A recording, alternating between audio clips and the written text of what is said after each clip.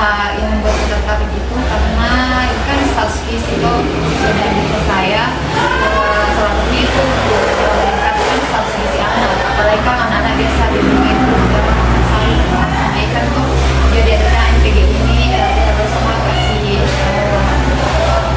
asupan sesuai dengan gizi semua. Di sini tadi barang pokok yang dimakan sesuai dengan sasaran dan manfaat. Sekarang penerima manfaatnya itu 2.955, yaitu per jam. Di sini sesuai sasaran. Biasa itu pertama sasarannya sesuai dengan penerima manfaat. Biasanya Kak itu dimasak mulai jam berapa? Kalau mulai persiapannya siang, tapi kalau pengolahannya itu malam jam 11. Tergantung dari misal untuk ikan pengantarannya SP itu jam 1, jadi masanya itu dari jam 11, tapi kan biasanya pengantaran siang biasa dia masak jam 5 atau jam, tergantung dari pengantarannya, tidak bersamaan waktu masaknya. Bagaimana cara kami memilih bahan baku untuk pemilihan bakunya itu dilihat dari bahan baku, aromanya, teksturnya, rasa itu kayak lemas tidak segar itu. Jadi ya pilihan dari tekstur bahan bakunya masih fresh sesuai dengan spesifikasi ya. Sesuai dengan spesifikasi.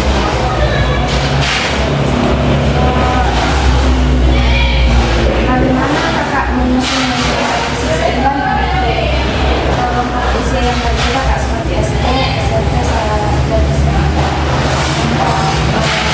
Ini itu tergantung dengan kebutuhan kan berbeda atau kebutuhannya anak-anak. Misalkan sampai dengan persen yang bagaimana tanggapan Kakak untuk menyesuaikan menu dengan anak yang dengan kebutuhan khusus seperti alergi dan diabetes? Kalau misal ada yang alergi, kita buatkan khusus. Misal kalau menunya hari ini ikan, terus anak itu alergi itu, jadi kita buatkan khusus cuma kasih ayam. Ya, baik. Ada nih lagi pertanyaan Kak, siapa saja yang bertanggung jawab untuk menjamin kualitas makanan di SPPG ini Kak? Kalau menjamin kualitas tadi yang semua karyawan di SPPG mulai dari kepala, terutama saya harus melakukan semua, mulai dari bahan baku sampai pengolahan sampai distribusi. Harus betul-betul diperhatikan mulai dari awal masuk barang sampai bahan sampai opennya distribusikan. Ada lagi Kak pertanyaan dari kami. Bagaimana cara Kakak bekerjasama dengan kepala SPPG, staf dapur dan pihak sekolah untuk memastikan program berjalan dengan lancar? Untuk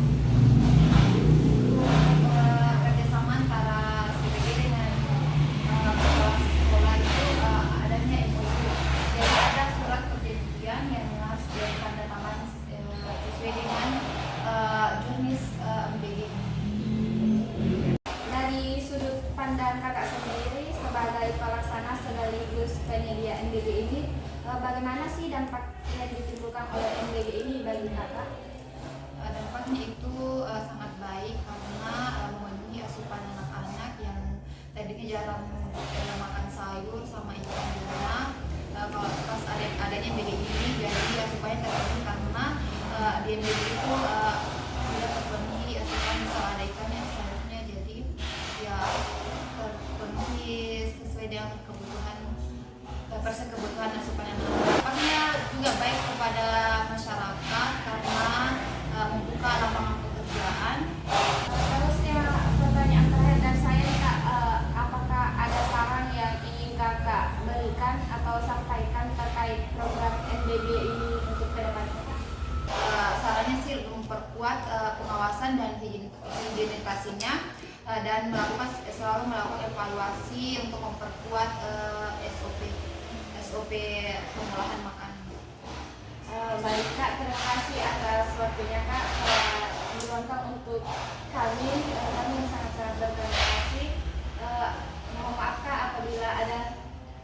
dari saya yang menyinggung kakak. Jadi mungkin begitu saja dulu dari kami. Harapan saya itu kan tentang MBG ini semoga dapat berjalan lebih lancar untuk kedepannya, karena ini sangat membantu untuk masyarakat, membuka lowongan pekerjaan dan sangat memenuhi kebutuhan anak-anak saat ini. Perkenalkan, saya Deliana dari mahasiswa Universitas Sulawesi Barat. Maaf sebelumnya Ibu dan siapa? Oh, saya Suryani Latif dari Semadu-Majin. Langsung saja pertanyaan pertama itu, apakah ada rencana untuk menggunakan makanan MBG sebagai bagian dari pelajaran, misalnya dalam pelajaran IPA atau matematika? Sampai sejauh ini belum berencana untuk masa. Saya juga tidak tahu guru yang lain, kalau kan saya guru bahasa Inggris. Jadi saya belum berencana untuk masukkan MBG ke dalam kurikulum saya, ke dalam mapel saya.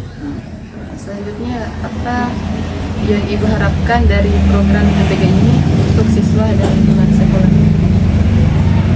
Yang saya harapkan sebenarnya MBG ini tidak mengganggu materi atau pelajaran kepada anak, maksudnya jam mengajar tidak mengganggu gitu ya, sehingga anak tidak kehilangan materi yang diajarkan. Jadi awal-awalnya kendalanya itu adalah datang MBG mengganggu mata pelajaran. Tetapi sesudah kita diskusikan, saya sampaikan kepada yang mengantar bahwa sebaiknya datang jam 10, karena kita kan keluar mainnya itu istirahat setengah 11. Jadi sebaiknya setengah 11 itu kita bagikan, jadi tidak akan mengganggu pelajaran di jam istirahat tepat, dan itu sudah terjadi, jadi tidak mengganggu lagi pelajaran. Selanjutnya itu, bagaimana Ibu akan memantau dan mengevaluasi dampak dari program MBG ini terhadap kesehatan dan performa belajar siswa? Oh, itu memerlukan usaha yang lebih intensif, memerlukan banyak tenaga karena harus disurvei, harus bekerja sama dengan pihak kesehatan, karena kan kita tidak tahu sebagai guru apakah anak meningkat kesehatannya atau tidak. Kita juga tidak tahu apakah anak-anak yang malas bertambah rajin atau tidak, karena kami belum mengadakan survei. Nanti setelah itu, pada saat kami mengadakan survei, itu bisa dikatakan bahwa kesehatan ini meningkat, motivasi anak belajar meningkat, apakah ada hubungannya antara MBG dengan prestasi anak. Saya kira begitu.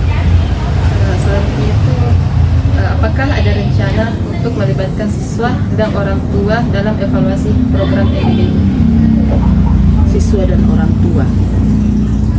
Saya kira untuk siswa dan orang tua, memang dalam hal ini siswa sudah terlibat, karena mereka terlibat langsung dan makan langsung makanan yang disajikan, dan pada saat makanannya enak, anak mengatakan enak.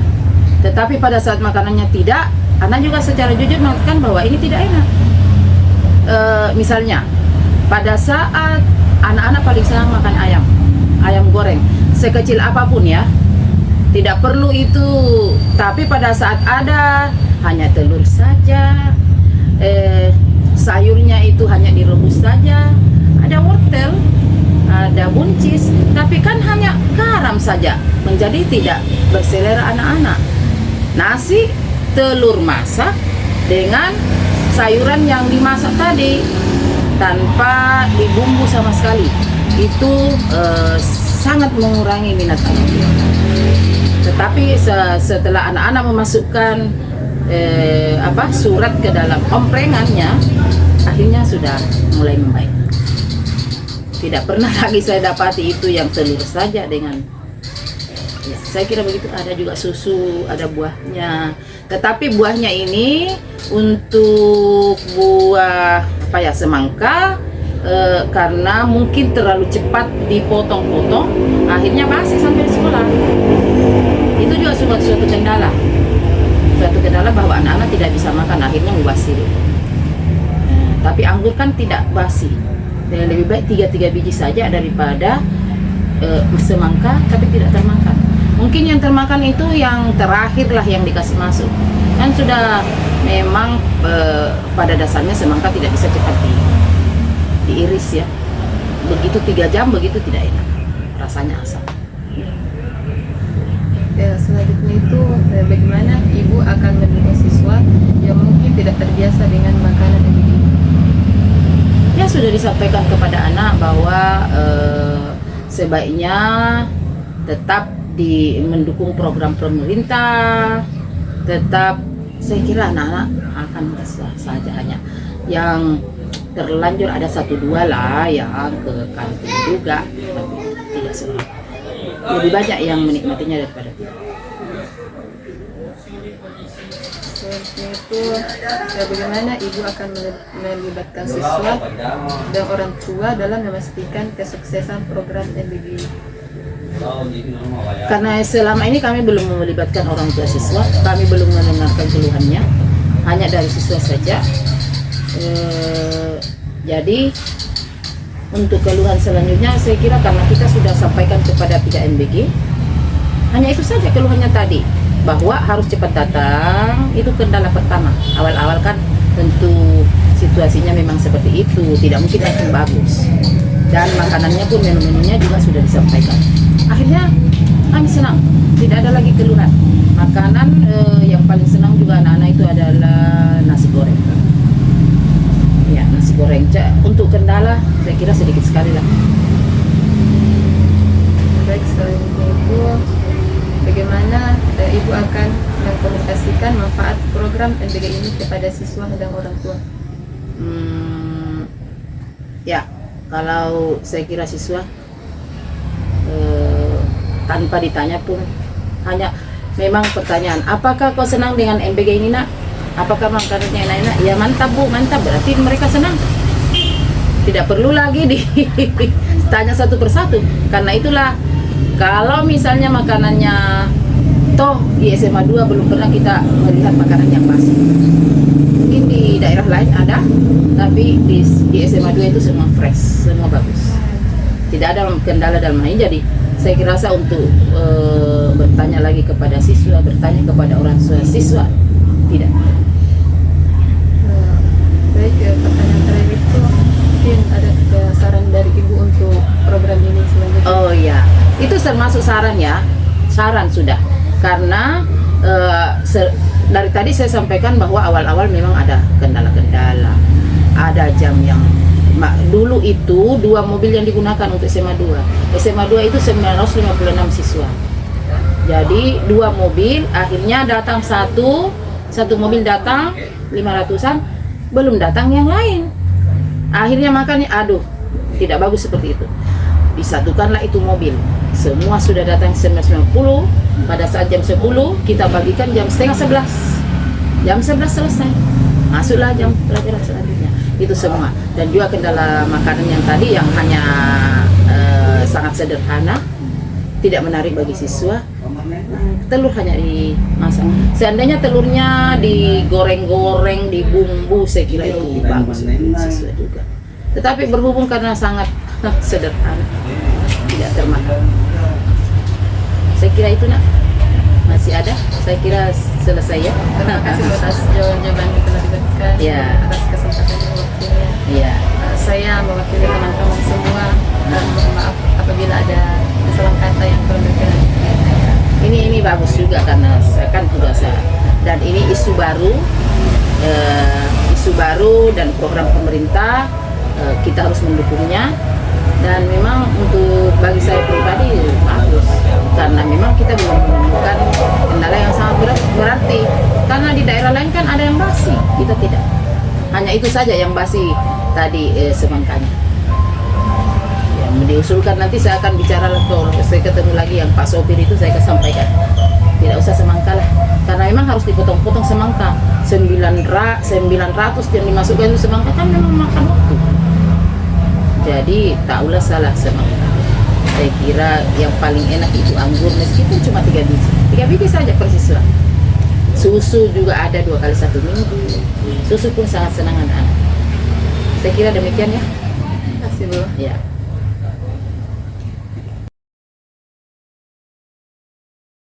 Baik, terima kasih Pak. Kami dari mahasiswa Sulbar. Ini menanyakan beberapa pertanyaan tentang makanan bergizi gratis. Bagaimana? Sebelumnya mohon maaf, bapaknya siapa? Nama? Iya. Saeni. Baik Pak, bagaimana tanggapan dan sarannya Bapak mengenai MBG? Saya ya baik-baik. Yang penting ini betul-betul yang mengatakan PBG betul bersih. Jangan seakan-akan itu sembrono apa, kan bisa juga mengakibatkan anak-anak menjadi sakit atau bagaimana. Jadi baik-baik bisa ya. Karena bagus ya. Karena anak-anak juga di sekolah tidak terlalu banyak jajan karena ada makanan gratis. Tapi itu saya, kalau bagi saya yang penting kebersihannya, yang pengelolanya. Untuk sarannya ke depannya MBG ini? Ya kalau ke depannya bagus sih, mudah-mudahan ke depan itu lebih berlanjut dan kualitasnya bagus supaya anak-anak ini yang mengkonsumsi makanan ABG ini betul-betul ada vitaminnya seimbang dalam tubuhnya. Terima kasih Pak atas Iya. waktunya. Kami mohon maaf juga apabila ada kesalahan kata yang terlalu. Jadi saya dari Unsuran mau meneliti terkait fenomena MBG yang belakangan ini terjadi. Jadi bagaimana tanggapan Pak sebagai penerima MBG? Mungkin tanggapan saya yang awal yang untuk pertama kali mungkin sangat seru, tanggapanku seru karena ya pertama kali datang di Sulawesi Barat kan kita sudah melihat dari sekolah-sekolah lain mendapatkan tanggapan saya ya menunya lumayan enak, apalagi menunya beragam Kak. Tapi menurut saya mungkin menunya itu bisa diganti-ganti kan kebanyakan untuk dilihat dari minggu-minggu kemarin menunya ini kebanyakan telur, tahu, jadi ya menurut saya ganti-ganti ini sedikit. Saran untuk kedepannya itu apa? Iya. Harapannya yang lain nggak ada? Harapan saya mungkin dari kalau saya yang berapa kali mendapat Kak masih berbau, mungkin bisa lebih higienis lagi ke depannya memperhatikan tentang kebersihan makanan. Terima kasih banyak. Iya Kak. Maaf mengganggu juga. Tidak sih Kak. Oh iya, udah lupa dengan adik siapa? Perkenalkan nama saya Muhammad Ali, siswa dari UPTD SMA Negeri Blomajene kelas 11-9. Terima kasih banyak. Iya Kak. Halo Pak Aldi. Perkenalkan saya Santina Nari. Di sini saya akan mewawancarai Kakak terkait fenomena MBG yang belakangan ini setelah Maret dibicarakan. Nah, sebagai mahasiswa bagaimana tanggapan Kakak mengenai MBG ini? Melihat MBG yang diprogramkan oleh pemerintah sebagai program prioritas itu menurut saya ketika program MBG ini bisa dimasukkan itu akan bisa berdampak positif. Kenapa? Karena kita bisa melihat negara-negara di luar sana yang sudah maju yang menggunakan yang mengimplementasikan program MBG ini, terlihat bahwa dampak dari MBG ini sangat besar dan berdampak positif. Namun ketika program MBG tidak dilaksanakan atau tidak diprogramkan trainingkan secara lebih baik, maka bisa saja MBG ini akan berdampak negatif pada generasi selanjutnya. Oleh karena itu perlu ada pengelolaan yang baik tentang pelaksanaan ini. Ada nggak saran ke depannya sebagai mahasiswa? Kalau saran sendiri melihat program pelaksanaan MBG yang mengalami beberapa kendala khususnya di kesehatan dan keamanan makanan distribusikan, maka menurut saya perlu ada pengawasan yang ketat terhadap implementasi MBG sehingga tidak terjadi kesalahan-kesalahan di dalamnya, baik itu kesehatan maupun keamanan makanan, mulai dari planning makanan apa yang mau disajikan, pendataan siswa ataupun yang terdampak MBG, sehingga alergi yang baru-baru ini viral itu tidak terjadi. Kemudian produksi itu harus higienis, pelaksanaan produksi harus higienis, mulai dari bahan baku sampai kepada pengelolanya itu harus menerapkan SOP yang berlaku sehingga makanan yang didistribusikan itu dapat berdampak baik pada kesehatan penerimanya. Terima kasih banyak Kak Aldi atas waktunya memberikan kepada kami. Terima kasih banyak, maaf mengganggu.